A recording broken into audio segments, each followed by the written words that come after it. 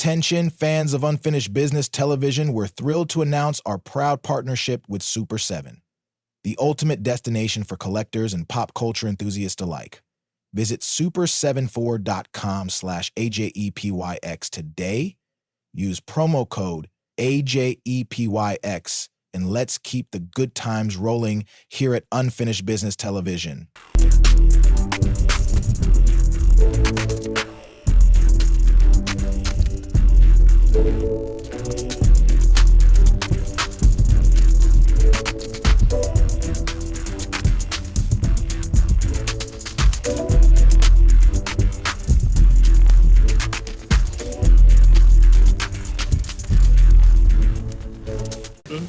That you're ready to throw it all away and be out there on your own.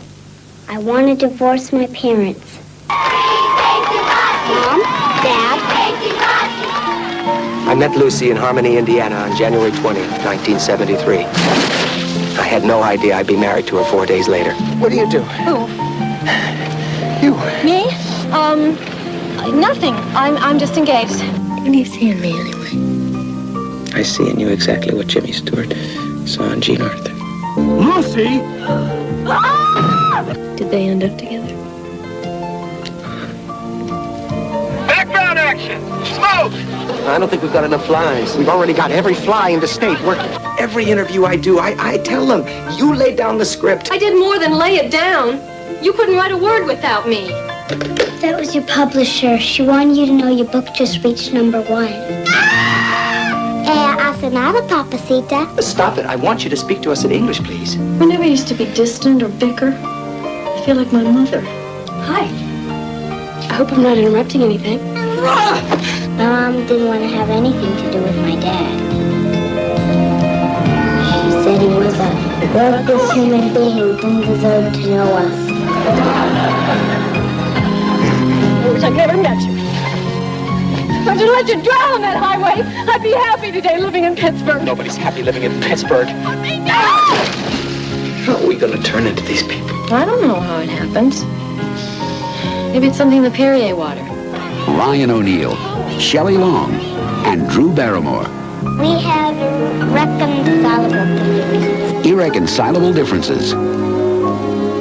Hey there, everybody. Coming back to you with not only a new episode of Unfinished Business Deep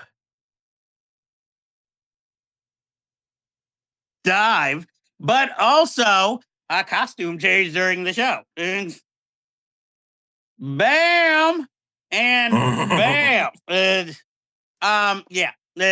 Other than that majestic a move, hi, my name is Jeff Galashaw, host of Unfinished Business Television, otherwise on social media known as Unfinished B2. And with me, as always, is my co-host, co-amigo, Minister of Information, Andre Joseph of AJ Epics Production.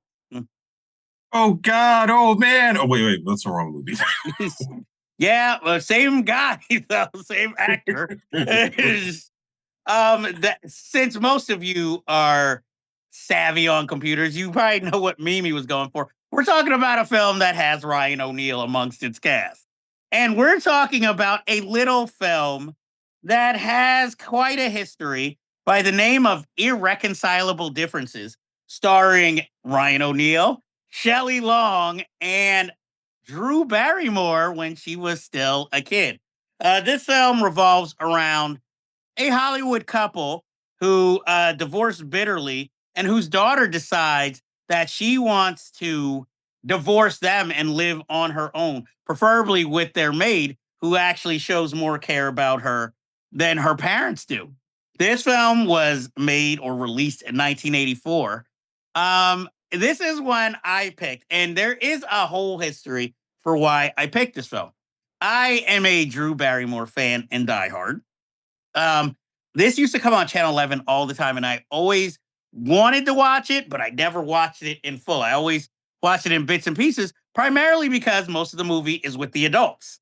So I was like, where's the Drew Barrymore parts?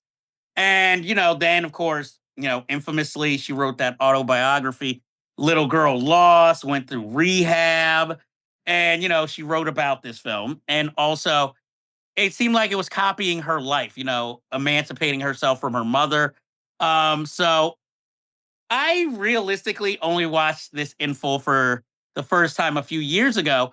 And watching it, I kind of realized this is like almost a Hollywood tell all, but the names and dates have been changed because this is obviously modeled after Peter Bogdanovich and producer Polly Platt. Um, Sharon Stone's supposed to be Sybil Shepherd, but changed just enough so no legal action can take forth. Even though Nancy Myers and her husband, who directed, Charles Shire, of course, say this was more based on Nora Ephron and her divorce from Bob Woodward, the journalist. And you can see bits and pieces of that, but it's obviously more, especially it doesn't help Ryan O'Neal playing the director role, the husband.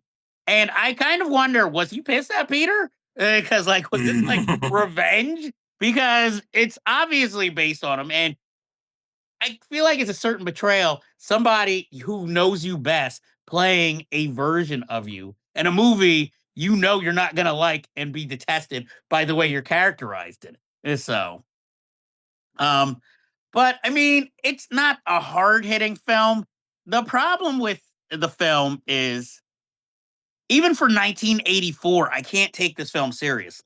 Even when it tries to be dramatic, it just seems so far fetched or so sitcomish. I don't know if it's maybe because Shelley Long is in it, because we're forced, when they first get their divorce, we have Shelley Long, the sad, gets the short end of the stick, has to live in an apartment. And then, she finally decides to write a book, a relationship advice book, and kind of tell all about this. And then all of a sudden, rags to riches. Now she's up on top and he's at the bottom and buys the exact same house. But all she does is, and the film makes us believe that she stayed sexless this whole time, and only hung around with her female and I guess gay best friend, who only came to her after she got money. And again, allowing her to be neglectful of Drew Barrymore's character. Um, I mean, the movie's not horrible, but it's just nothing I can really take seriously watching it. It just feels like a fluff piece about a infamous Hollywood couple. And but because it's tied into that Hollywood history and how films are made, that's why it still stays interesting, at least to me. Andre, what is your history with Irreconcilable Differences? Well, just like you, I also remember when I used to play on Channel 11 a lot here in New York and seeing the Mhm. TV spots. And this was just around the time Drew's career was starting to get that comeback going, like what she was doing Batman Forever and Mad Love. So she was still like sort of in the flower child phase before she became like, really America's sweetheart again. And I did not see it at the time. I think I'd seen maybe bits and pieces of it, channel surfing on cable every now and then. Didn't watch the whole thing until the pandemic. And yeah, just like you, I've always adored Drew Barrymore. I even have her autograph in book in my room. That back when the internet first came out, and they had like the websites where they have all the addresses of the celebrities, and I would start writing to them. And she actually was one of the ones that responded with a photo of herself and signed on the back. So yeah, I think she's, as far as I would say, even though her screen time is limited, I think she is the standout because it's a real, I want to say it feels honest. It feels like, particularly at the end, when she has to do that whole statement on the stand about how much the divorce was affecting her, it really is touching. And I think that still holds, especially given what she was going through at that time and what she's well documented in interviews and in her books. But yeah, I think the problem with this movie, first of all, when I saw it, I actually thought this was a Peter Bogdanovich film, not realizing I until, can see it. yeah, looking at the info that, oh no, this was actually loosely based on him and it was a Charles Shire film.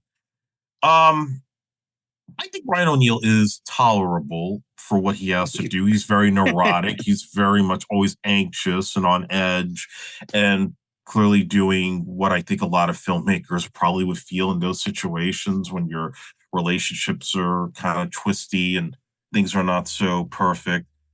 I think the sitcom issue you have, is attributed to Shelley Long.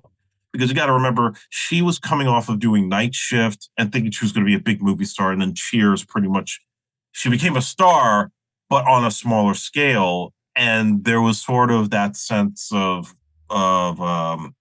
she wasn't too thrilled with that. And then those attempts to try to get back on the screen with like Hello Again and Outrageous Fortune didn't really do it for her to ever make it back onto the big screen. So I think she was still kind of relying on something that wasn't working. And Drew would attribute a lot of the issues on this film to her and her hardened method approach as something that was always constantly affecting her state of mind, because she was so used to E.T. where everybody got along great. Spielberg is very close with everybody working.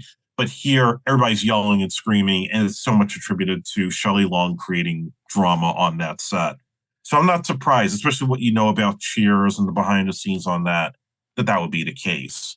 And this is also Sharon Stone's, not her debut, but it was like one of her first major roles in a movie. And being like the Sybil Shepherd type. And she makes an impression. I didn't hear of any drama that went on with her behind the scenes, but clearly what she plays in that film sort of mirrors the kind of things that would go on later. So she's fine with what she has to do.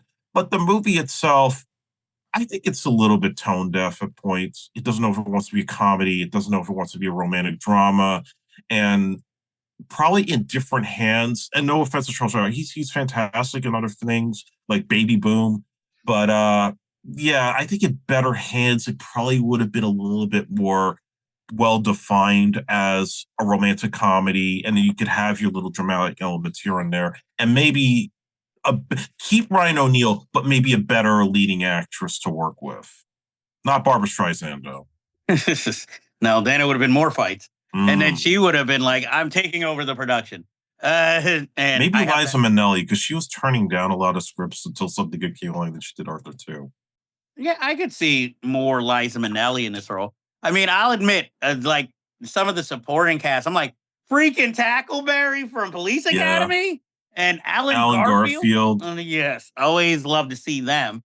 I felt like Sam Wanamaker. Of course, come on. You got to have him in a Hollywood movie. Stuart Pankin. Stuart Pankin. I feel like with the Sharon Stone character, maybe other than the coke addiction, that was Sybil Shepherd. But also, you knew where the story was going as soon as he insisted on her moving in. And like when they're trying to have sex, she comes in and says, oh, how much she loves them.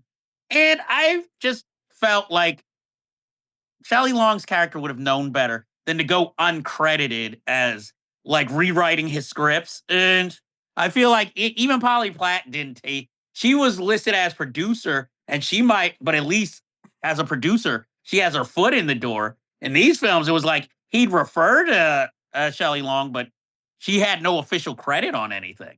And, so that's where I was just like, okay, it is the 80s, so I could see the whole sexism playing out.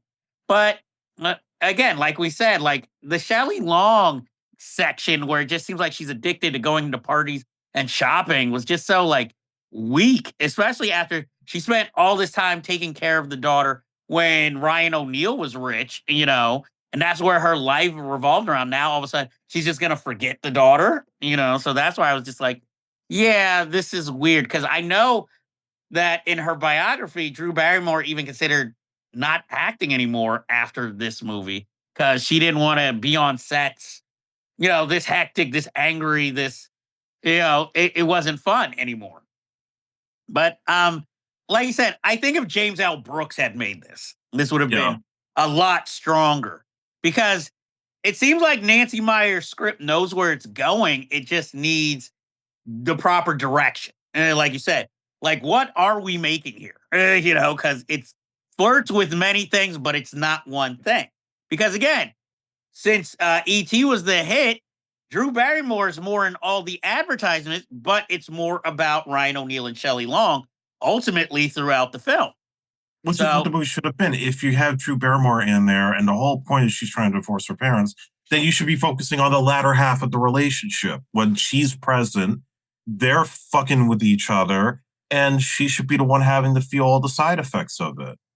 Yeah, because I'm just like, the way the film plays, it's just like, okay, Drew's just there, and we need to have them at the end, like, get their comeuppance, both of them on both sides.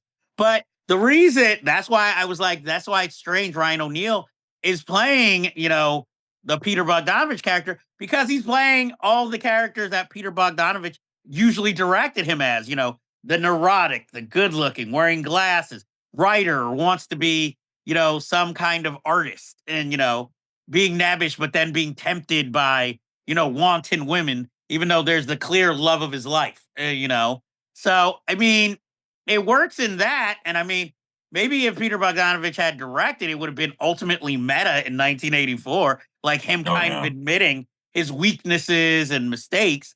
But, he who had too big of an ego for that. So instead, he just trashed the film and said he felt personally attacked. So, I mean, other than Mask, he didn't really make anything after that that was too big. So it wasn't like Ryan O'Neal was like, damn, I can't even get in Peter's films anymore. Because at least Ryan O'Neal can be like, I was in Chances Are. It was a hit. But yeah, I miss this kind of film, though. This kind of behind the scenes Hollywood story.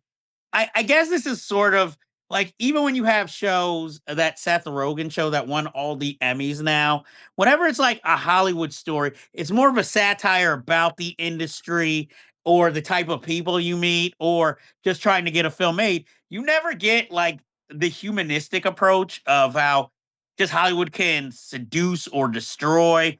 Like once you get sudden power and sudden success, how it all goes to your head and I mean, there's plenty of stories in every industry about it, but being a movie fan, I want to hear more about this. Or I guess nobody wants to take the risk of burning any bridges. So nobody really talks about like behind the scenes, like these little affairs or changes in power. Because the only time you see it is like, oh, Full House, unauthorized on live. Whereas like, okay, nobody's really watched.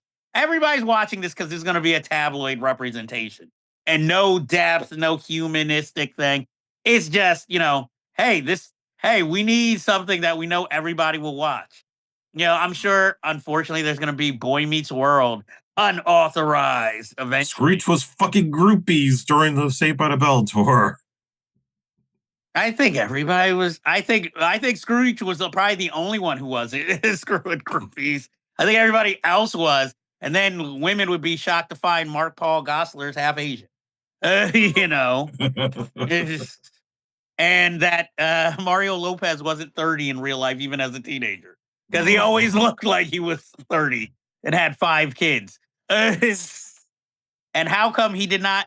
Did he just follow Menudo and just decide, I'm never changing my hairstyle? It's always going to look at like this S curl. I'm never going to learn how to speak Spanish. He did. He started hanging out with Carlos Mencia, interestingly. Oh, Lord. Because he was in plenty of skits on Mencia's World or whatever, when Carlos Mencia had his own variety show. So now he can speak Spanish. Yeah, now he can speak Spanish. But yes, AC Slater, the Hawaiian, originally on Saved by the Bell, back then could not speak Spanish. But he still got the dimple, so it don't matter. Reboot and make him an East LA gangbanger. They could have put him in Training Day, but they forgot one thing: he can't really act. So that's always going to hamper a career a little. Why do you think he hosts Extra?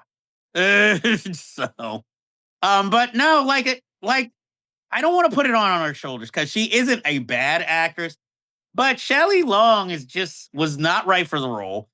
And then finding out she's difficult to work with is just like, really? At least you could say, oh, she's bigger than her talent on television, and you would feel sorry for her. But then you're gonna have an ego to match, and you don't really have a hit movie behind you except for Night Shift, and you weren't the reason it was a hit. No. And no offense to her, I think that was the only movie I actually ever found Shelley Long sexy in was Night Shift. And would you say she was the Katherine Heigl of her day? I think so, but even she knew not to go on interviews and trash the film she was in. Right. even if she didn't like it, because I mean, big shock. We all knew her and Bette Midler would not get along, making outrageous fortune. Because I remember that movie, That Old Feeling, where Bette Midler's character runs off with Dennis Farina. Yeah. Originally, that was supposed to be about dueling mothers of their children getting married and them dueling over the wedding, and it was supposed to co-star Shelley Long, but I guess Bette Midler was like, "No, I am never going to work with her again." So Well, the Emilio Estevez. exactly. So now it's like, oh, I'm going to be romanced by Dennis Farina and fight with Gail O'Grady through this movie. So I mean, you can't blame her. She did it to herself. You know, I mean, you could say it's sexist because how many stars are assholes who are males and always kept getting work? But then when a female might not be agreeable to work with, everybody's like, oh, she's so difficult. So soon as she bombs, she's never going to work again. I seriously believed in her own hype when Cheers was starting to really take off. It's critically acclaimed. It's doing blockbuster ratings. They're winning Emmys left and right. And then you just decide, oh no, I could just do movies. I have the talent for it. And then you walk off the show, and what happens? Your movie career bombs. You have to go and do the Brady Bunch movie to get your ass back. And Cheers gets even higher ratings when you're gone with crazy ass Christy Alley, rest in peace. Yeah, well, and what I think what worked once she left was that it was at first will there won't they with Sam and Kirstie Alley's character, but after a while you realize, okay, they're never going to get together romantic.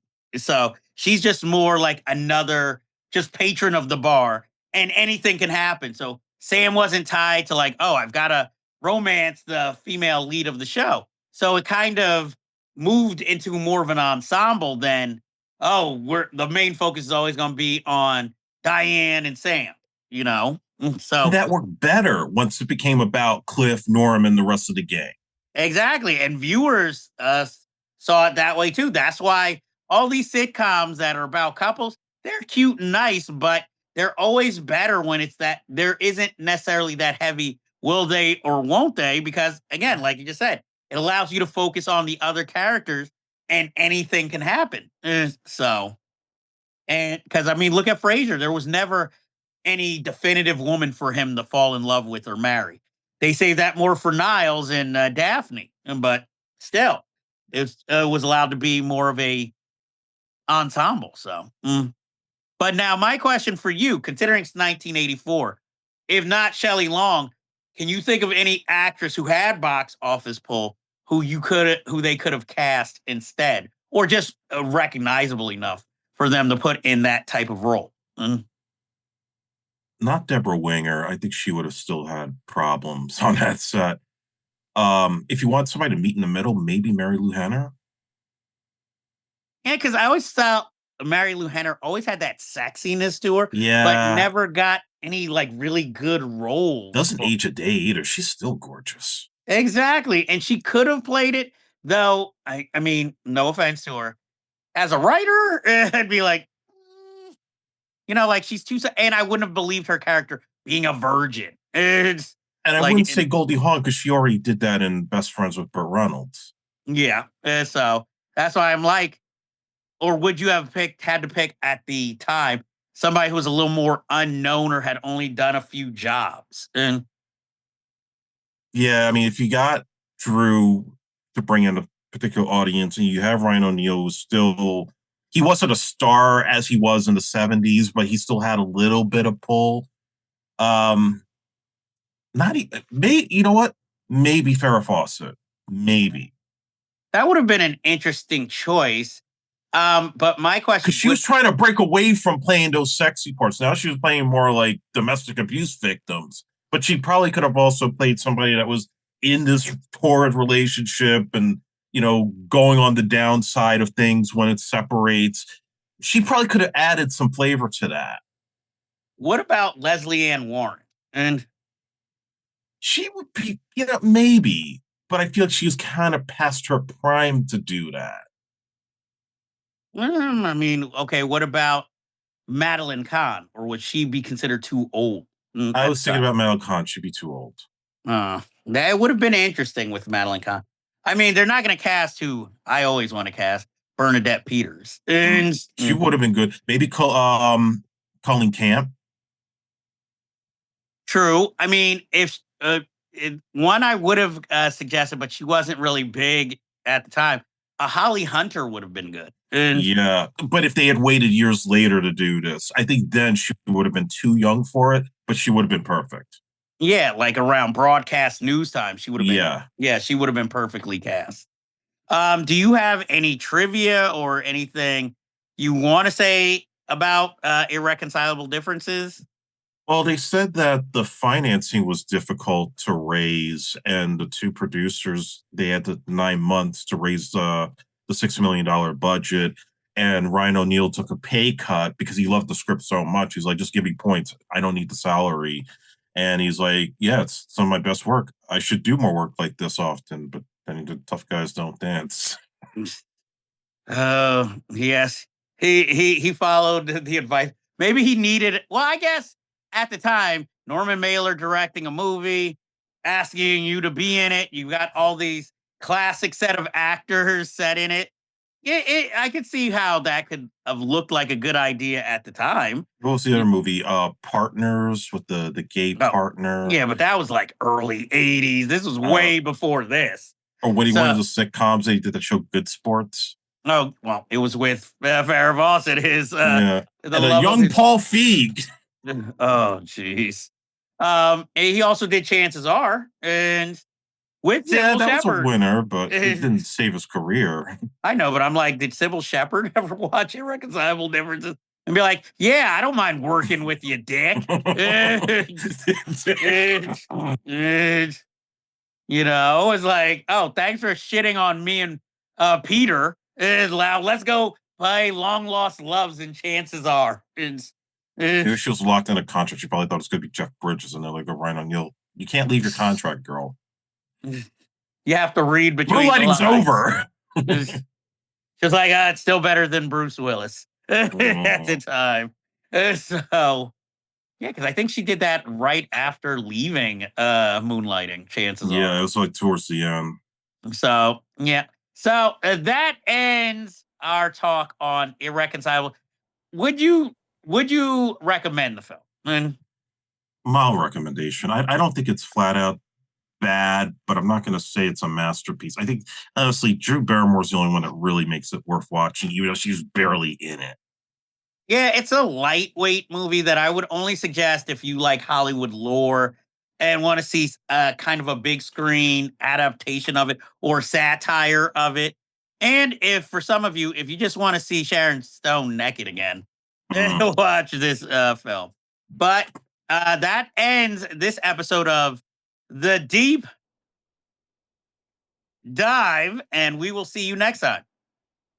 If you like this review, please be sure to like and hit subscribe to be alerted to new episodes in the future.